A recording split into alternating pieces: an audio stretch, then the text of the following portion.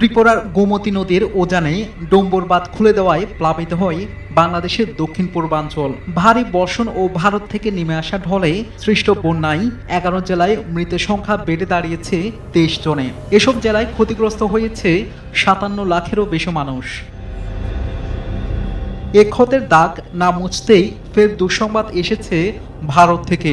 ভারতের বিহার ও ঝাড়খণ্ডে বন্যার জেরে ফারাক্কা ব্যারেজের 109টি গেট খুলে দিয়েছে দেশটি। এতে একদিনে বাংলাদেশে ঢুকবে 11 লাখ কিউসেক পানি। বাঁধ খুলে দেওয়ায় বন্যার আশঙ্কা তৈরি হয়েছে পশ্চিমবঙ্গের মুর্শিদাবাদ সহ বাংলাদেশেও।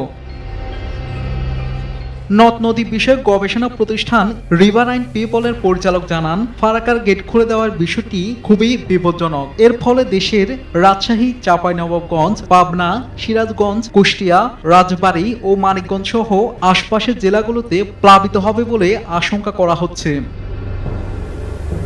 বন্যা পরিস্থিতি ও পাহাড়ি ঢলের বিষয়ে আগে থেকেই বাংলাদেশকে তথ্য দেওয়া হচ্ছে বলে ভারতের পক্ষ থেকে দাবি করা হয়েছে। সোমবার ব্যারেজ কর্তৃপক্ষ জানায়, প্রতিবেশী দুই রাজ্যে বন্যার জেরে পানি চাপ বেড়েছে। ফারাক্কা ব্যারেজ এলাকায় পানি বিপদসীমার 77.34 মিটার উপর দিয়ে বইতে থাকায় বাধ্য হয়ে গেট খুলতে হচ্ছে। সেক্ষেত্রে ফিডার ক্যানেলেও পানির পরিমাণ বাড়ানো হয়েছে। শাহাদাত শাওন, RTV।